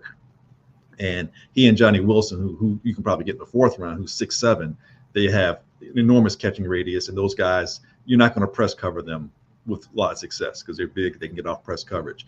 Also, too, not talked about as much, but his name is coming up a lot of people's draft boards out of South Carolina. And this guy plays like Deebo Samuels, but he looks like A.J. Brown. And that's Xavier Legette out of South Carolina. Yeah, who's had a great season down there. No one knows about it as much unless you're following the SEC or South Carolina, because they've had a horrible season this year as far as a team. And there are a few others that are out there as well. Even Emeka Egbuka from Ohio State is someone you can probably get in the late first round, maybe early second round, who is another player that, again, because of injury, a lot of people didn't see him this year. And he was a partner of Marvin Harrison. And both those guys were a definite tandem to be reckoned with in college. So I believe, to answer your question, there are other receivers that you can get who are very good. Maybe not Marvin Harrison, but they're not that far away. And you pair them with DJ, but because of the haul you may be able to get draft capital wise, you're able to get more players. And not just for this year. Keep in mind, when you trade back to that first round, you're getting first round picks this year and several subsequent picks this year, but you're also getting picks for next year's draft as well. So what you're doing here, you're building depth through the draft, you're building continuity with your team, but you're also keeping your payroll down because you have a lot younger players that don't cost as much. So you have money to be able to afford Justin. Should you want to renew his contract, should you continue on with Justin, you have enough money where you can afford to pay him and you don't have to invest in free agents as much. And again, you're building a team, a culture, and you give yourself, if you're polls, a greater margin for error because now you're getting more talent, more high-end talent. So you don't have to be spot on with every single pick, which is very difficult to do. So you increase your margin for error, you increase your depth on the team, you help your payroll, you increase the talent around Justin, and you build around Justin. And to me, I think that's the most viable way. And don't care what anybody says about passing on other quarterbacks because none of these quarterbacks are guaranteed. You look at Justin's draft class, they're all struggling. Trevor Lawrence has some success, but he's struggling. And the other guys with a quarterback, it's with a quarterback guy as his head coach, Peterson down in Jacksonville, with a quarterback guy who's won a Super Bowl. Yes, and more talent than what Justin's had in his career since he's been here. And right quick, man, if I may, and I say quick, but I'm lying. It's probably going to take me a little bit longer because I'm longer. Sorry about that. but I just wanted to rant right quick with everyone talking about that third year. When you mentioned that to me, it's just like a burn in my saddle. It's like, it just makes me just want to, punch a wall. Stop you have to take context. Everyone's situation is not the same, first and foremost. So if you really want to be just about how you're criticizing or critiquing these players, you have to take everything into context. Justin's first year as a rookie, complete wash. And throw it out the window. First of all, you're a rookie, so that's difficult in and of itself. But you had a lame duck regime with both Pace and Nagy being on the way out. You had an aging defense, and you had offensive players that just weren't as talented as they needed to be, especially for a rookie who needs that help to develop. So that was almost a wasted year. It was a very frustrating year. And even with that, Justin still shows some things like, okay, that's great. Young guy, we'll see what happens next year. Well, guess what happened the following year? The following year, you have a rookie general manager, a rookie head coach, a rookie offensive coordinator, and a rookie defensive coordinator. So they're rookies. And so now Justin has to depend on these guys to figure out what the hell they're doing. Meanwhile, you're 3-4. You trade Roquan. The defense. Yeah, you go. You trade Roquan, and you don't win another game, and you trade Quinn, who led, has like the team, the Bears like overall record in sacks. Yeah. We don't need you. Bye. And so you don't win another game, but on top of that, you're also dismantling the team because you're like, you know what? We're going to have to deconstruct this team so we can rebuild. So now you're caught in a year, if you're Justin and his teammates as well, you're caught in a year where there's a lot of deconstruction, a lot of uncertainty. Guys don't know if they're coming or going, staying or whatever. And so then you look to the next year, and everyone was okay with that. Let's be real. You were okay. Yeah. You were okay because you're like, hey, we're getting closer to the first pick overall. Thank you, Lovie Smith. So you get the first pick overall and you trade back because, hey, you want to build around Justin because he showed enough uniqueness as a quarterback and as an athlete that, man, that's something there that we can build around if we can just invest in him. So this year was the year where you invest not just in him, but it's the team. Everyone keeps talking about Justin. Realize he is not the only person that has to develop. The rest of the team has to develop too. That's the offensive coordinator. I'm talking offensively here, but defensively too. But the offensive coordinator, the coordinator's positions are to develop those units. Mm-hmm. And so you come into this year where it's a rebuild. So his third year is really like a year one in terms of now we actually have something, let's go and build towards that. And that's a rebuild. And those things don't just fall out the tree and you're 10-7 or you're 11-6. It just doesn't happen like that. That's not being realistic. And with that being said, we've doubled our win total already with a chance to win 2 more games. So I say, back to my earlier point, that's why I believe with that first pick overall, you trade back and you invest and build in Justin. And one last thing, and I want to punch a wall again when I hear people say, well, Justin will be okay somewhere else. Let them go somewhere else, where they can utilize his skills. Whoa. Why don't we do that here? Why does he have to go somewhere else for that to happen? Why can't we do that here? And to your point, your offensive coordinator needs to be the person that can discern how best to use his abilities and intertwine them and integrate them with the rest of the team. There have been times this year with Getsy's not using his running backs. I'm like, dude, why aren't you using the running backs? I still, for the life of me, can't understand why we don't run more slant plays and why I can watch Dortch torch us on an underneath pass route. I'm like, dude, we got guys just as fast as him. Why aren't we doing something similar where we can rub guys off, especially if we're seeing man-to-man defenses? So I believe that you change a coordinator, and we've seen that this year. We've seen it with the Bills this year where they changed coordinators and a regressing Josh Allen all of a sudden looks like the Josh Allen we saw back under Daboll. We saw the same thing with Pittsburgh where they couldn't do anything offensively. Then the first week they changed offensive coordinators to get over 400 yards on offense, and then they hadn't done them almost a year and a half. We've seen the regression with the Chiefs.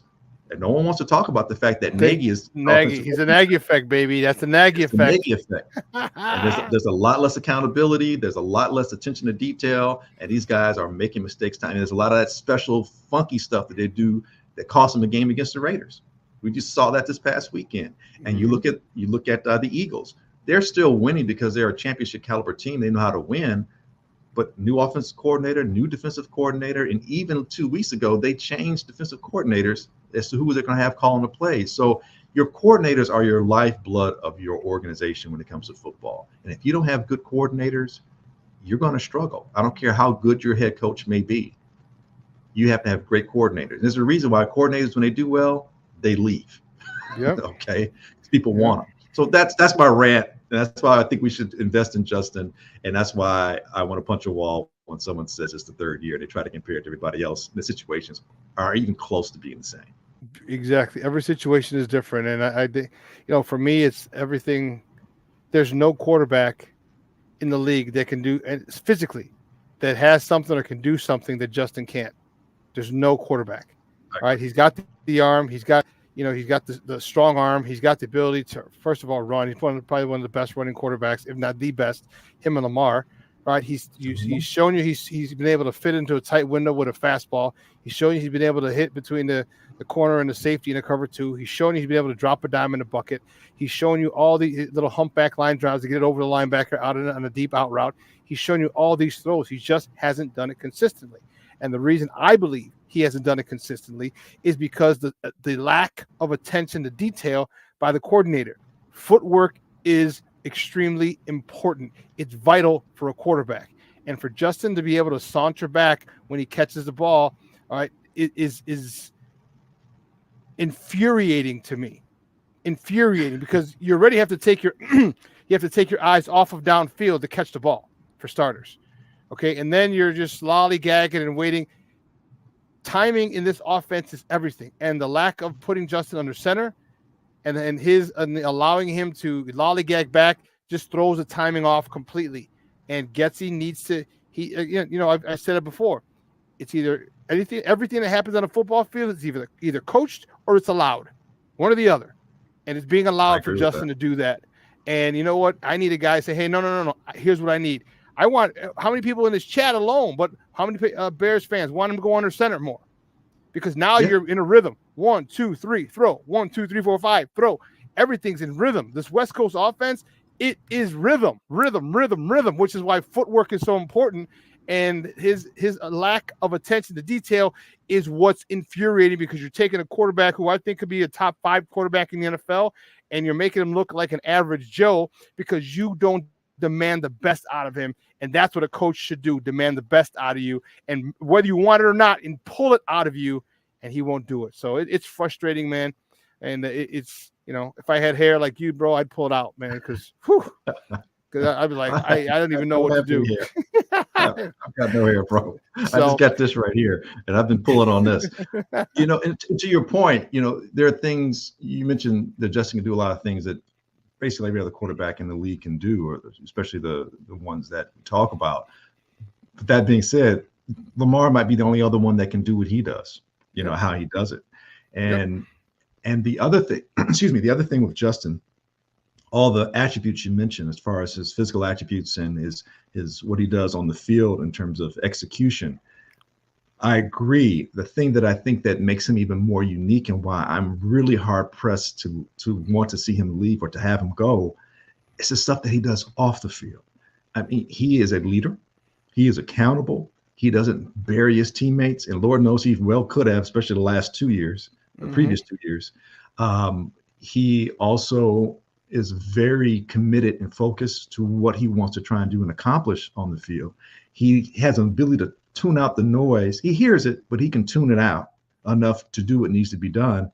And I'm getting apoplectic here just trying to say it. People don't understand how difficult it is to have all that athleticism. And he's a very humble player. So you have someone, and to your point, he's a soldier. But that if there's anything I'm critical about outside of holding on to the ball too long and some things on the field, is that he is too deferential. He is too deferential, and I get why he is, because you just look at his parents. If you want to understand somebody, he's a cop's kid. Yeah. Well, not that, but it's so you're talking discipline and accountability is something that he was raised up in. Yep. And that's part of his family structure. And I mentioned it again on the show before. Look at that draft night. I know it was during COVID, but on that draft night, it was very much just him, his family. I think maybe his grandfather might have been there, looked like an elder member of the family, his agent, and whoever the cameraman was. And that was it. And you don't see him with this huge entourage of people. Man, dude, it's like, I don't think you realize how much you hit the jackpot in terms of getting an accountable, good, sound, strong-minded person who can persevere, because he has persevered. Everybody, let's not don't get it wrong. Don't get it crooked or whatever. This guy has persevered through bad coaching, bad administration, and he has still kept his head up and led his team. And that's why his teammates love him, not just like him. That's why they love him. They're like, dude, what you talking about getting rid of him? Are you out of your mind? Like, you don't know what you're bringing in when you do that. You get a new quarterback. You don't know how he's going to deal with adversity in the NFL. You don't. You let alone how accomplished he may get or be in terms of executing plays on the field. But you don't know how he's going to handle the good times and the bad times. That's important, because we've seen the bad with someone like Ryan Leaf. He could not handle it. And that team shit the bed, excuse my language, they did for some time because of his immaturity. Yeah. So, and not only that, if you're going to bring in Caleb Williams, you're literally a whole new coaching staff. So now, not only do you have to hit on the quarterback or whoever you're picking, because it's going to be a quarterback, you're going to also have to hit on a new coaching staff. And that new head coach has got to get the right offensive coordinator, right defensive coordinator, position coaches, and so on. So replacing all of that, you have to hit on, and then you're not going to have the same draft capital you would have if you traded down. So you're going to have to be more correct on some of the pieces that you get to help out this new guy coming in who still needs help. Because if Justin needs help, the new guy's definitely going to need help with talent around him. So I really think people need to take a beat, really consider the possibilities, and not just get caught up on, it's the third year and the money. Do you really pay that money? Look, man, at some point, if you want to have success with your quarterback, you're going to have to pay them, right? Yep. So what's the problem? Doing business. Cost of doing business, and you don't have to pay Justin that money until 2 years from now, because next year he's still on his rookie deal, and the following year it goes up maybe about 7 to 10 million or whatever. No, it goes. He's about 24 to 25, 23 to 25. So if you look at it, he's 6 next year. So you literally got him for $15 million the next 2 years, which is a steal. NFL quarterback standards at the steal. Thank you. And then don't forget about the draft picks we got, dude. We have 2 draft pick first rounds next year. All right. Start looking at the quarterbacks then. Okay. Look at the quarterback. And because if Justin isn't here, and here's why I said pick up his 5th-year option, because now he's budgeted. So now you know what he's going to cost you. So you can whatever, all your draft picks, everything you sign, what he's going to cost you. And if he's not the guy that you determine next year, you could trade him And whoever you trade him to knows what he's going to cost. So he's budgeted for them too. Say, okay, well, Justin's going to cost me $23 million this year, and he's probably going to cost X amount. But you got him budgeted. It makes it a lot easier when all the numbers are set, when everything's finalized, and all the T's are crossed and the I's are dotted. He's going to be I'm owed this much this year.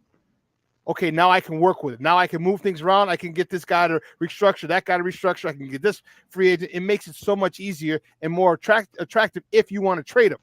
But it makes it easier for polls, so you got 2 first-round picks. Say, okay, well, I don't have to worry because when I get those first-round picks, those guys are budgeted for 4 years, maybe a 5th if we want them. Everything's budgeted, and he's done a great job. Polls has of managing that salary cap, of staying under really, really low, okay, until the Sweat deal, but stay under pretty low because you still got to deal with the quarterback situation. And again, I truly think, Glynn, I know what Matt Eberflus said yesterday on ESPN.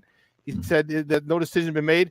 I think they will. I think they're sold on Justin, and they have to find that offensive coordinator, because just like I don't think Eberflus is Poles' guy, I think it might have been like, yeah, pick one of these 3. Pick whoever you want from these 3.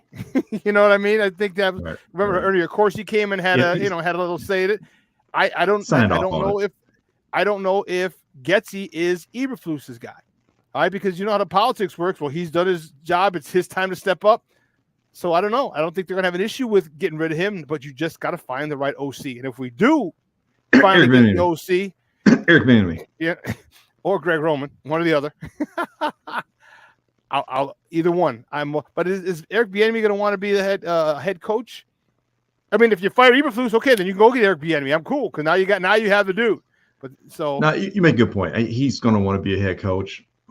I for whatever reason, he hasn't been, and he may need another team where he can. I mean, I hope Washington gives him a look. I really do. I'm pretty sure Rivera is out the door. But if he doesn't, there's a slight connectivity with Poles and Bieniemy, Kansas City days. Maybe that might harken to something. I'm just throwing it out there for S and giggles. But yeah, it's. You have to get an OC. You really do. And they have brothers all in there: the president, the general manager, the head coach, and the quarterback. Are the Bears ready for all that? It's bad enough they got 3 of the 4. At this point, you might as well, right? What the hell? So, hey, Glynn, great stuff, man. I appreciate your time as always. Do me a favor though, let everyone know where they can find you and your work online and you on TV. Oh, yeah, no doubt, man. You can find me, as you mentioned earlier, on X. Really weird saying that. At Glynn Morgan. Also, to X. Right. It just sounds like, I don't know if I want to say that. I'm not even coherent, but it's okay. Also, from Football Night in Chicago on NBC Sports Chicago. From time to time, make my appearances there, as well as my own podcast with Easy Smoking the GM podcast. And Understand the podcast, and every now and again visiting other people's podcasts as well. So just check me out there on YouTube land. Just type in my name, and you will hear a lot more of the same of how I feel about the Bears and where they should be headed. Excellent, great stuff, my friend. We will talk soon. All right, man. Appreciate you, man. Love you much. Happy holidays, and I will see you sooner, if not later. All right, bet. We got to get back to output and get some wings, Papa. Oh yeah, no doubt. All right, later. All right, man.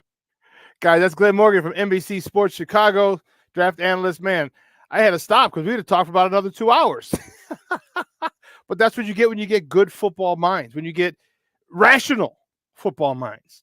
Like, I know I get passionate, but I'm still rational. Right? Why? Because everyone's talking about short yardage now. Oh, yeah, maybe you shouldn't do cute stuff. Exactly, because I know my shit.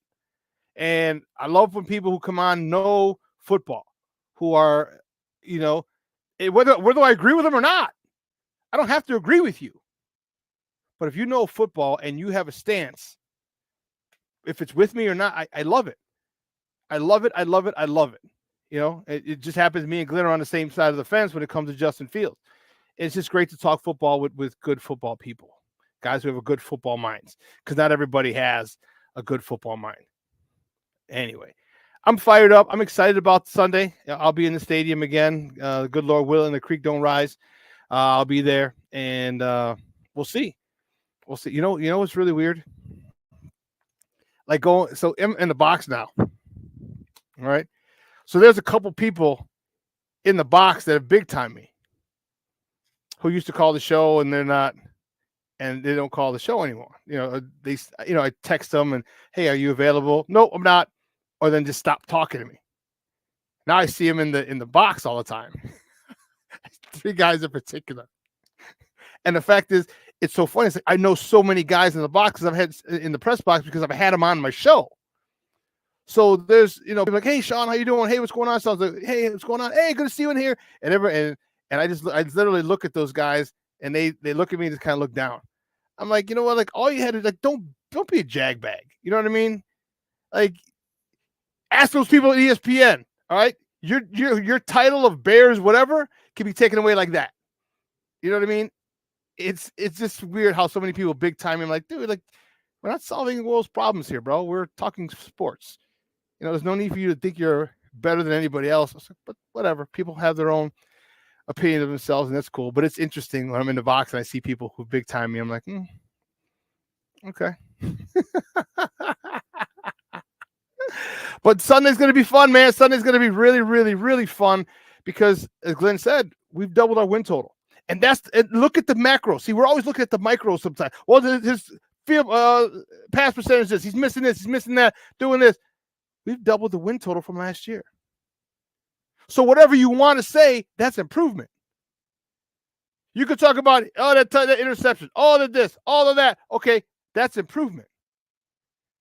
And if you want to say, well, the defense, and again, if you want to say, and here's what a lot of these jamokes are going to say, well, the defense is better. So if the defense is better and you're going to put that on one of the reasons that we doubled our win total, then you better put on the fact that we gutted the defense last year on the win total and the losing streak. You can't move the goalpost and you can't have it both ways.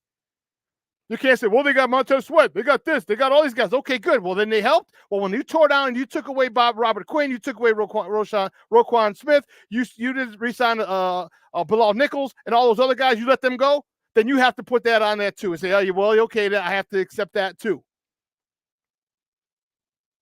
Because people are quick to forget about that, aren't they? Oh, Justin this, Justin that. Okay, well, Justin can't play defense. Actually, he probably could. But Justin doesn't play defense. So I really hope, and I know people don't play to shut people up. Okay. That's kind of like at the end when you really won the game and, it could be a motivating factor, but I just want him to have his potential, his skill set maximized. That's what I want. That's what I want. We saw what it was with Cutler. And again, when people get a narrative, I'm listening to the radio yesterday and like, yeah, well, we know what Cutler was a jerk. And Cutler wasn't liked by his teammates and this and this. You know why Cutler was mad, in my opinion? He kept changing OCs. You kept changing offensive coordinators, 6 coordinators in 8 years. And you want me to learn another offense? And you want me to wait until they learn it? Running backs, O-line, tight ends, receivers, until they learn it? Oh, but guess what? They can't learn it again in our second year because we got a new offensive coordinator. I'd be pissy with the organization as well. But you got to give this guy some consistency. And you're going to say, well, you're going to get a new offensive coordinator next year. Yes, I agree. However, when you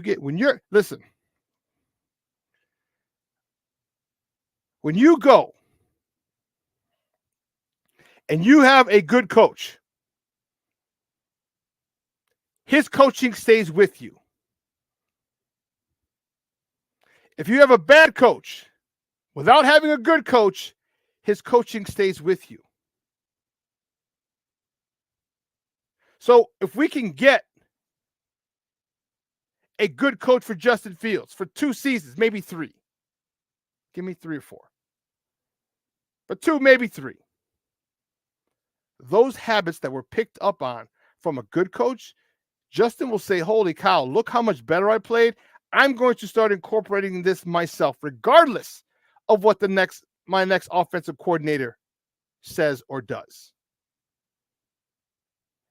If you're not taught better, you don't do better. And we need a guy to teach Justin now how to do better at this level. He had a great guy teaching him at the college level. Now we need someone here. That's the issue. And when people talk, Glynn said it perfectly. People talk about, oh, well, it's you restart the clock and this and this. I'm like, look, you restart the clock. Sometimes you got to pay what you owe. And if you look at it annually, so you get about 30-something million dollars. Okay? 30-something, let's say $33, $34 million if we franchise tag him. Okay? He gets 30. So it'll be 60. He's got 6 next year, 24-ish, his 5th-year option, which is 30. And then another 30 if we franchise tag him. So that's $60 million for 3 years. Say 63. Make it nice and easy. $21 million average for 3 years. Not bad. It's not bad for a quarterback. It's not bad for a quarterback at all. A quarterback with his skill set. With his skill set, like I'm telling you, people they listen to respond. They don't listen to understand. Because if you take the finances into it and you have everyone budgeted, you know what you can pay Justin Fields. You know what you can pay these first round and second round draft picks. And not only that, but these first round and second round draft picks, you're getting 2 every year. You're getting 2 first rounders in 24. You're getting 2 first rounders in 25. You're going to get 2 first rounders in 26 because we're probably going to ask for 3. And let's not forget, Poles is probably going to ask for a player. He's going to get it because you want this number 1 pick, number 1 overall. It's a lot more feasible to get your quarterback. It's a lot more difficult to get your quarterback than it is your 3 technique. So give me your 3 technique, and you got your quarterback. That's why I'm like, Washington, come to the table. Come to the table.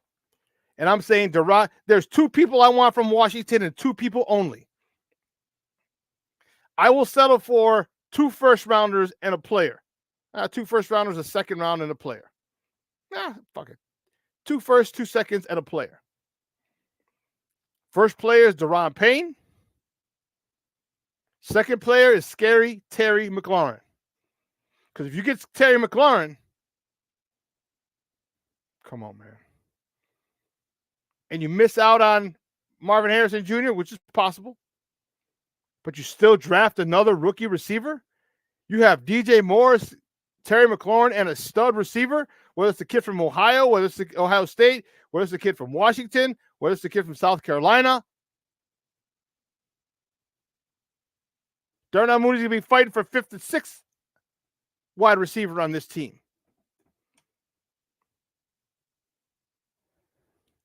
What they've done is put themselves in a position. AC Adam, good morning, Papa. Yeah, that's pretty damn nasty, isn't it? That's pretty damn nasty. You give me Deron Payne along so you can get this first round pick. You get Deron Payne. Look at the way that Gervon Dexter Sr. has developed this year and have those 2 guys rotating with Billings in the middle, with Sweat on the left end. I told you, my number 1 off for the defensive side of the ball, off-season number 1 priority would be Danielle Hunter. Danielle Hunter. Now you have 2 guys who can rush the passer and stop the run. 2 guys. But I don't know about about getting him and the 3 tech, because you still need to have money for Justin. Still got to have money for Justin. Because if you do that, then you're going to have to let Eddie Jackson go. I mean, you might have to let him go anyway, but you may keep him around one more year. But if you bring a couple big-time free agents, you're gonna need to recoup some of that cap money. Because you have to make sure that you have budgeted enough space for Justin. I told you, I think they're going to keep him. I think they're going to keep him. And I think the final game of the year is going to be the game. I think Justin looks at that. I hope Justin looks at that as a chance to say, hey, listen, I can shut everybody up.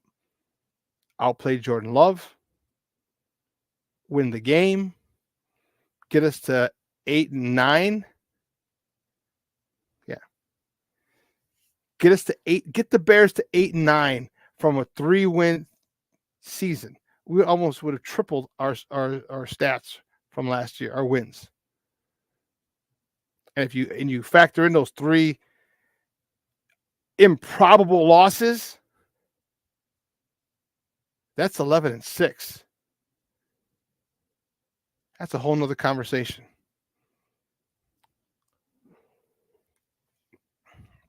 But the momentum will be built, will be formed. And if you don't think momentum can transfer over from one season to another, look at Detroit. Whether they win 6 of the last 8 games, 6 of the last 7 games, 8 of the last 10 games, something like that. Missed the playoffs. But what do they do this year? They win the NFC North. And that's what we need to be. Take the North and never give it back, just like Ryan Poles said. And he's going to have the ability to do that with these draft picks. Because I'm telling you, he could be a jag bag, and I hope he is. He could say, you know what? Give me 3 first-rounders and a player. Nope, next call. Nope, next call. Nope, next call. Call me back when you're ready to deal. You know what my price is for you. Nope, next. Okay, boom. Call me back when you're ready to deal. You don't want what my price is for you and who I want. You can be that way. Because everybody's gonna want these 2 generational quarterbacks. Say that with a lot of sarcasm. So play it. Man, 2 hours is coming and gone. I want to thank my guest, Glynn Morgan from NBC Sports Chicago, for coming on talking Bears with me. And I want more importantly, I want to thank you guys. Man, you guys are awesome today in the chat. Holy shnikes. Brian in the house. You have a great day as well. AC Adam joined in late. Thank you, Papa. I appreciate it. All right, Leo Factor came in. James Ford, Cornelius. All right, Berlissimo from across the pond. Thank you, sir. Brian Hendren, Be Smooth all in this Joker. J2K Jr. All right, all you guys who tuned in and kept this thing live and jumping, I appreciate it. All right, 12:15 today, Second City Sports will be on. I'm also going to replay this show tonight at 6 p.m. So you'll be able to catch it at 6 p.m. Again, Second City Sports with Lakina McGee and Sydney Brown today at 12:15. So, guys, we'll see you on Friday. Same bad time, same bad channel, 9 a.m. to 11 Central Standard Time. I hope you had a great holidays. Hope you enjoyed it with your family, your friends, your loved ones. All right, New Year's coming up. Be safe. It's amateur hour. And if you're going out, please take an Uber, a Lyft, whatever. Don't put yourself in harm's way. So for everyone here in Sports Zone Chicago, Elliot Baez, our executive producer, Clarence Council, our social media guy, my co-host in absentia Maya, I'm your boy, the Superback, Shawn Sierra. Have a phenomenal day. I got to go pick up the warden now from CrossFit. That's awesome. Have a phenomenal day, and I'll see you on Friday. Deuces.